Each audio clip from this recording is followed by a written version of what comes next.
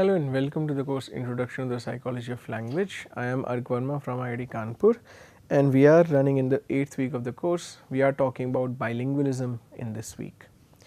Now coming directly to what we are going to talk about today. In the last lecture we talked about the fact that conceptual representations are shared across the two languages even though the two languages have distinct labels. Now this problem of having two distinct labels for just the same exactly the same set of concepts is very interesting. It is interesting in the sense that a lot of research in bilingualism and otherwise has shown that both the languages of the bilingual are constantly and simultaneously active at all times. Why, even if you are doing production or if you are listening to speech, or say for example both kinds of things, either you are listening to speech or you are doing any kind of production, writing or speaking or anything, both the languages are active and they are active simultaneously equally at the same time. Equally may be contested, we will come to why equally might not be the case, but the fact is that when bilinguals are listening to someone speaking, lexical items and semantic representations from both the languages will compete for activation and selection. Suppose you say for example talking to me in English. If you are talking to me in English, whatever words you are saying, whatever objects you are describing or events you are describing, I have equivalent names for everything that you are saying in Hindi as well. When I am trying to comprehend that, suppose you are talking to me about an apple or a mango or a banana or some animal or some place that if I have equally heavily linked label in a different language, that will also kind of compete for activation and selection. As soon as I show you a picture of an apple, both the names will start competing for activation and selection to be, say for example, spoken out. Typically this can be very easily seen in picture naming studies that involve bilinguals. In picture naming studies, bilinguals, say for example, they have to be told which language you have to operate in for this set of trials. If you do not cue them, or suppose say for example the cueing is too is not effective, then you will see that there is a lot of interference with respect to naming in the two languages. So the same is, say for example, so that this is for naming, and say for example the same is true for comprehension as well. Now this kind of puts us in a very interesting situation. You can kind of ask questions about at what level of proficiency of both languages there will be more interference. Suppose will the interference be more if I am say for example a beginner L2 learner, or does this interference kind of subside if I have sufficiently mastered the second language. I am not talking about the proficiency of the first language as well, because it is assumed that the first language is your native language and you are adequately proficient in that. So and that is also in line with what has been observed. It has been observed so to speak that fluent bilinguals generally do not have a lot of problem handling this interference. They do not have a lot of problem handling this competition, be it production or comprehension. Fluent bilinguals also rarely make code switching mistakes. Say for example, code switching basically is when you mix words from the two languages in the same sentence, sometimes completely unintentionally. So as long as you are kind of highly proficient in both the languages, you will not really be making a lot of these mistakes, and this is kind of a testimony to the fact that you have mastered not only the proficiency in both the languages, but also the art of controlling the two languages in from interfering with each other. However, it is not that fluent bilinguals do not make errors. So even fluent bilinguals make some errors, say for example when the situation is of stress or of high arousal. Suppose you are preparing for an interview, suppose there is a high stress situation, also fluent bilinguals will also make these mistakes. These errors basically are more common, however, when the person in question, that is the bilingual in question, is performing in the second language. Okay. Suppose say for example you are not very proficient in the second language and you are kind of at a place where you have to give an interview and you are being interrogated and grilled, and you have been asked so much questions, all of them in your second language, whatever the second language be. What could happen is that if you're too stressed or too nervous, or you're kind of gasping for breath and you're sweating and palms and all, it might be possible that you for a while lose words in the second language. You can only remember the native language words, sometimes not even them. So the idea is that there is a lot of this competition and interference, and while bilinguals raise their proficiency in the second language and they kind of move from beginner unbalanced low proficient bilingual to a highly proficient balanced bilingual. Balance is basically having equal proficiency in both the languages. Unbalanced is having higher proficiency in the first language and lower in the second language usually. Similarly, say for example, so this is low proficient in second language, high proficient is high proficient in second language. Now these terms will also be used interchangeably when we are discussing this. Coming back to the topic, so bilinguals, when they raise their proficiency in the second language and they move from being low proficient bilinguals to high proficient bilinguals, or from being unbalanced bilinguals to balanced bilinguals, they also have to learn and master the skill of controlling the two languages and keeping the two languages from interfering with each other.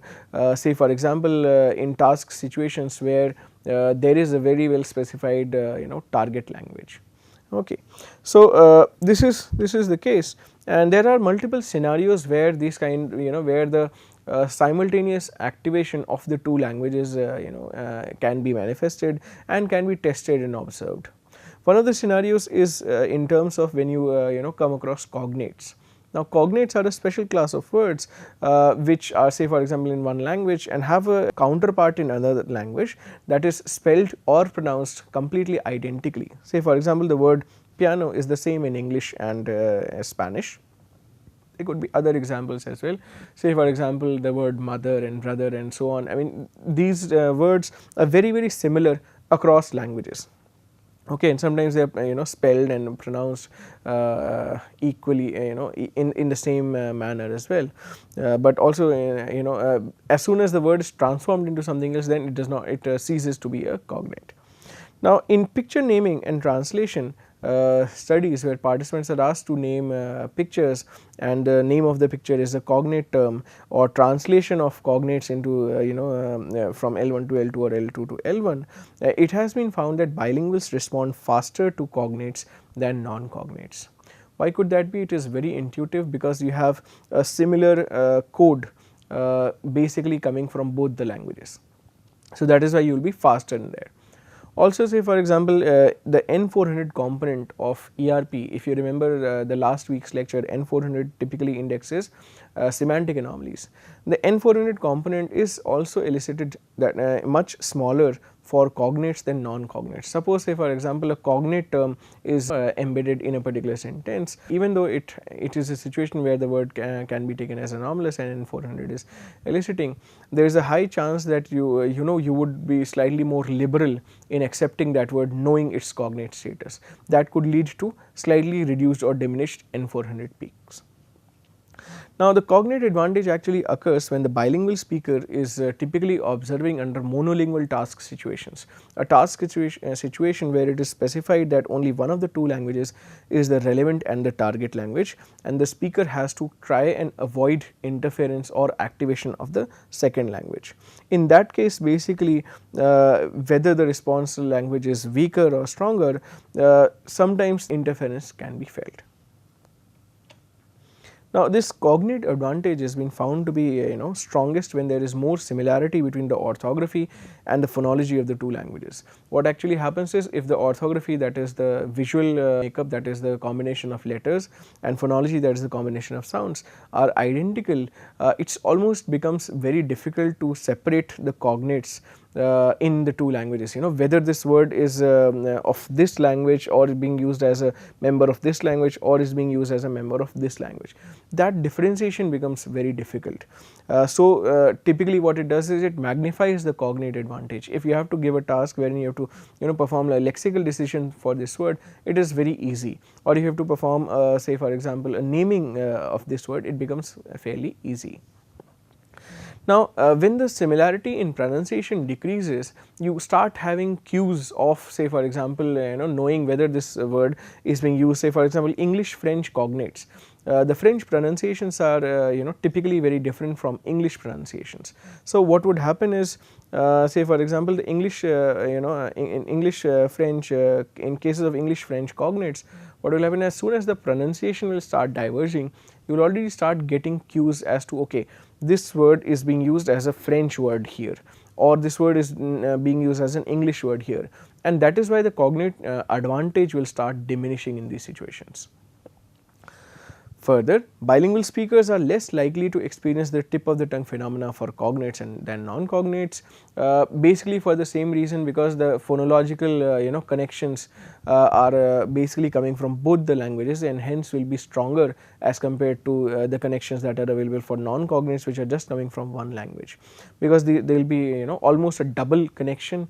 In case of cognates, there is a lesser chance for people finding it very difficult to link the sounds and the semantics. If you remember, we talked about the tip of the tongue phenomena in much more detail, and we figured that probably the tip of the tongue phenomena reflects weaker connections between the phonology and the semantics. So, cognate advantage in some sense is a very good example of that tells us that there is simultaneous activation of the two languages. Another example is of interlingual homographs, words that look alike and sound alike, but mean different things in different languages. Say for example, the word chef means boss in German and cook in English. Similarly, the word room means cream in Dutch and the space in English. Another example could be the word coin, which means corner in English and money in French. So, there are some of these examples that are there, and it has been found that for example, if somebody has to perform a lexical decision task, bilinguals will respond slower to the interlingual homographs than to words that occur only in one of their languages.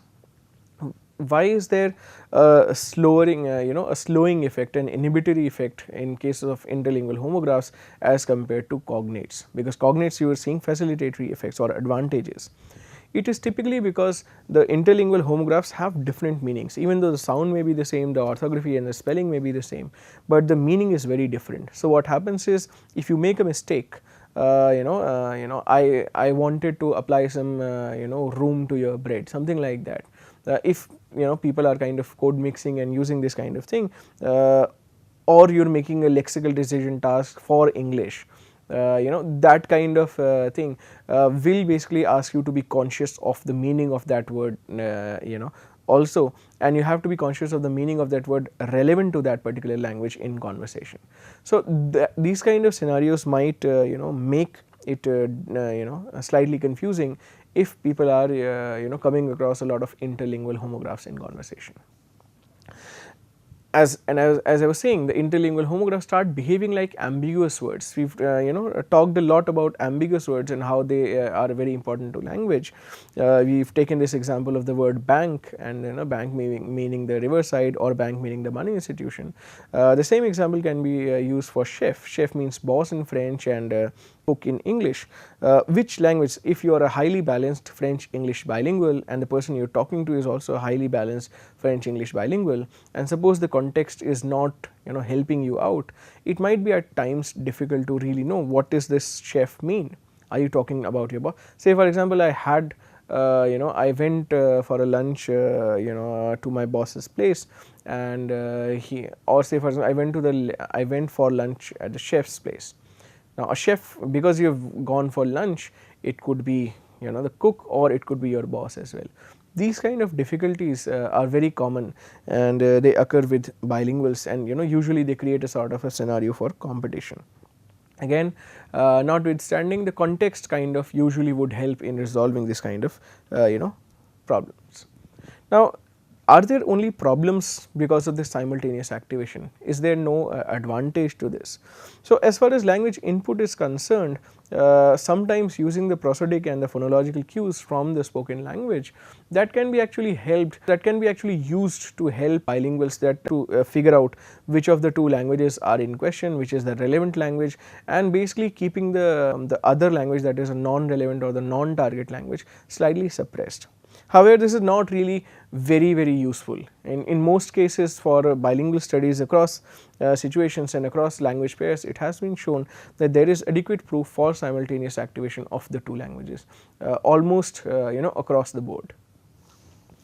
Now, another thing that happens with bilinguals is when they are listening to words, matching candidates from both the languages are activated, and then what the bilingual has to do is for perfect comprehension to occur, they have to select, okay, this is the version that I want to activate.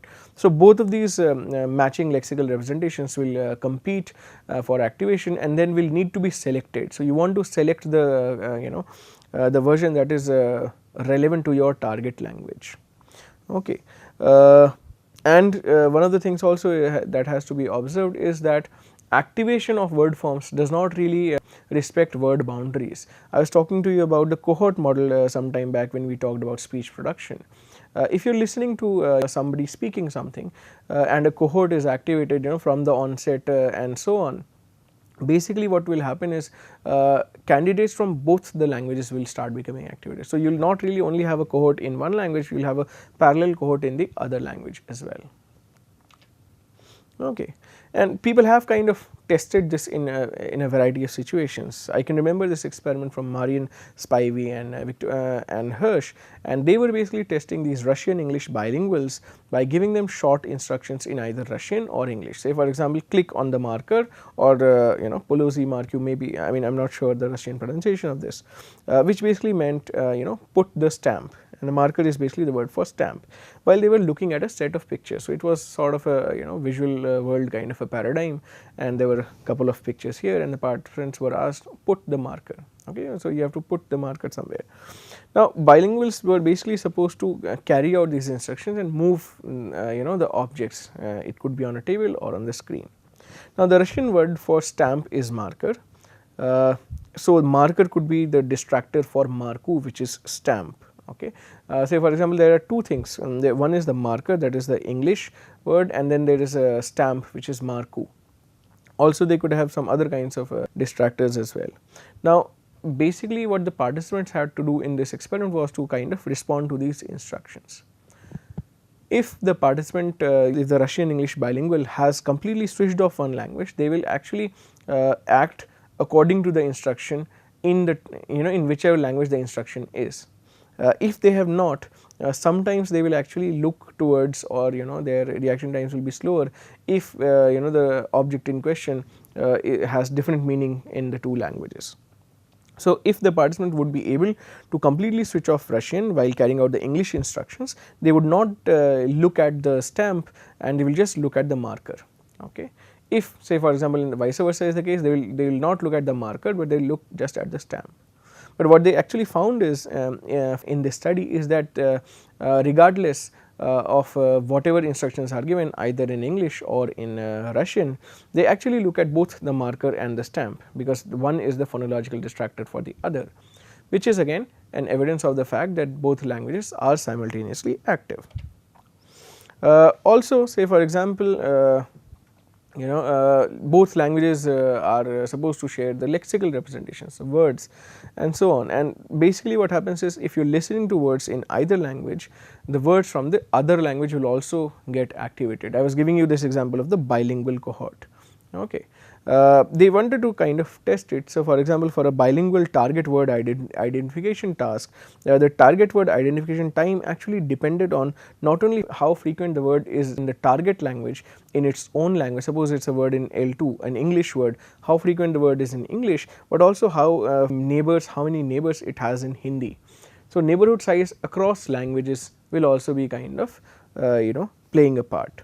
And this kind of data has been used in studies of cross linguistic priming, where say for example, you can use a candidate from a different language to prime a target word in a different language. There is a lot of studies that are published on cross linguistic priming in Spanish, Dutch, Spanish, Catalan, Dutch, English, French, English, and so on.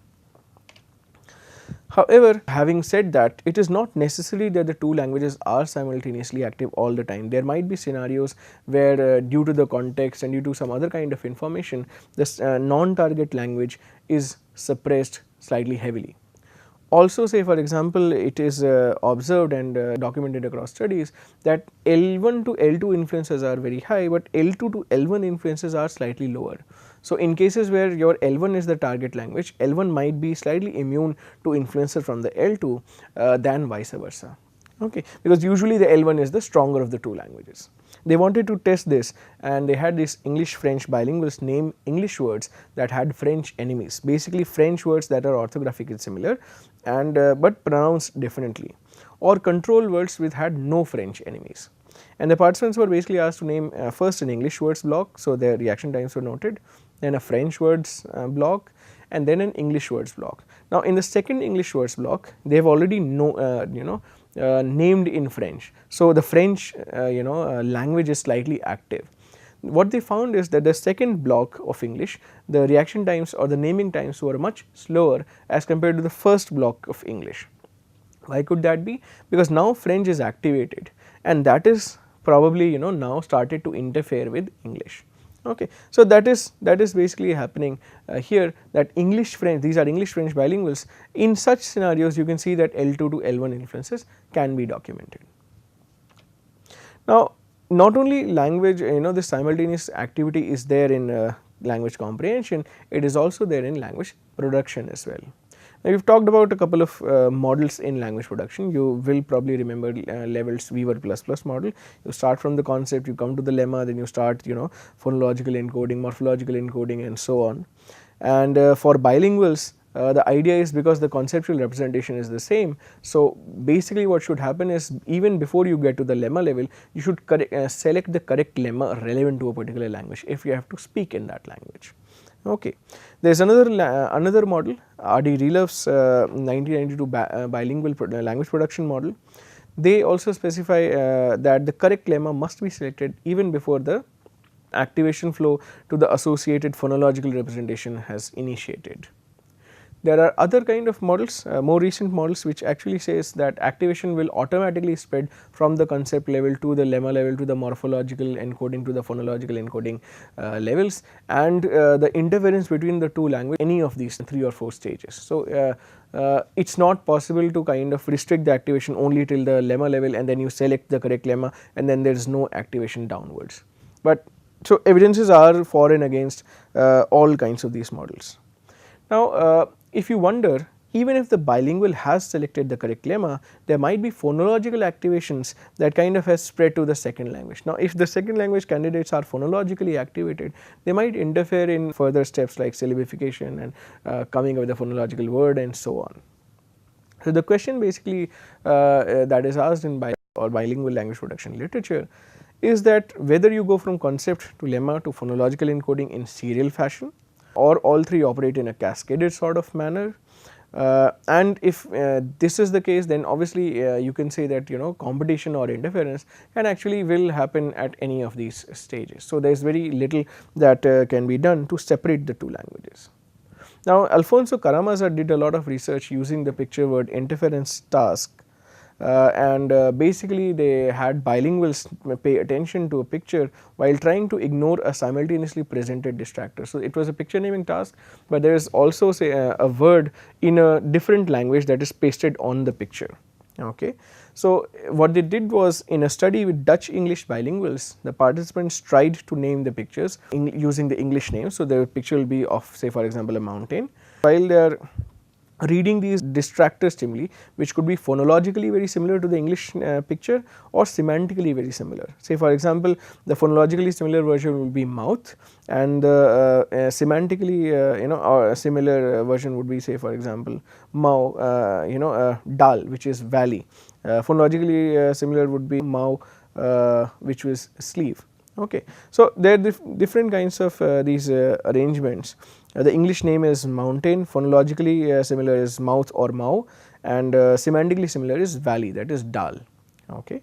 So, bilingual speakers were basically asked to name the target picture, and what was found was the bilinguals basically named the target picture much faster when the distractor was phonologically similar as compared to when the distractor was semantically similar. So, there is a sort of a facilitation with respect to having phonological distractors even though they are from the other language. But the thing is here why should this happen? You would kind of assume is that because the combination of the sounds is very similar, and if the pronunciation etc. is fairly shared, then that kind of advantage or facilitation can be expected. In a translation task, when participants were asked to translate cat to gato, that is from English to Spanish, and they were presented with distractors either in the input language, that is English, or in the output language, that is Spanish. So, dog that is in English, or perro, that is Spanish for dog. When the distractors in the output language were phonologically similar, it speeded up the translation because it kind of helped the same phonological representations to stay active, and when they were semantically similar, it kind of reduced because it probably created much more competition there. When the distractors were in the input language, this effect was kind of found weaker. So, basically when you are preparing to produce something, the phonological facilitation kind of is more helpful there as compared to in the input language. Now, semantic indifference therefore in translation effects kind of is different from phonological effects, and that is sort of a given now. Now, Miller and Kroll basically suggested that bilinguals basically could boost the activation of the target response, and it could decrease the activation of the source language while translation is happening. That basically has to happen with respect to L1 and L2. Now, there is also a lot of evidence for shared syntax between the two languages. Say for example, Spanish and English share a similar word order. So, the truck is chased by the taxi, el coronel es perseguido por el taxi. Now, this is basically the same sentence in two languages, and the word order in Spanish is also very similar to the word order in English. In cases like these, when the two languages are sharing and have very similar overlapping syntactical constructions, it has been found that there is sort of a shared syntax that is used. So, the shared syntax accounts has to say that bilinguals may use or reuse as much of the syntax of their first language as much is possible within the second language. Suppose for example, the Hindi syntax were very similar to the English syntax. What as a bilingual I would do is I will probably try and create more and more constructions which are consistent with the Hindi syntax and are usable and acceptable in English. Okay, that is the shared syntax account. And if syntactic representations are common, it kind of makes it easier to process the sentence or produce the sentence. And this can be manifested in phenomena like syntactic priming. If syntactic representations are shared, then producing or comprehending one syntactic structure in L1 might facilitate creating a similar syntactic structure in L2. So, suppose I am asking you to elicit sentences in your L2 that are in Spanish, but I am kind of giving you some primes in L1 having similar word order. This will already facilitate your creation of sentences in L2, even though I am using sentences of a different language, but the word order is common, and that is leading to this facilitation. Indeed, say for example, bilinguals who hear a syntactic structure in one language are more likely to produce the same syntactic structure in the other language as well. And Weber and Indefree did this study in 2009, and they found that German English speakers processed English sentences faster when they read German sentences having the same kind of syntactic structure. It also kind of reflected in the brain with reduced neural activity. Syntactic priming, however, does not hold when the two languages do not share a lot of syntactic structure. Say for example, in case of German passives, the verb appears at the end of the sentence as opposed to in English where it appears in the middle of the sentence. So, in cases like these, syntactic priming does not happen, and it says that okay, the degree of co-activation will kind of depend on the degree of overlap or shareness or shared syntax between the two languages. So, that was all from me about the co-activation and simultaneous activation of the two languages and what kind of consequences it has for bilinguals.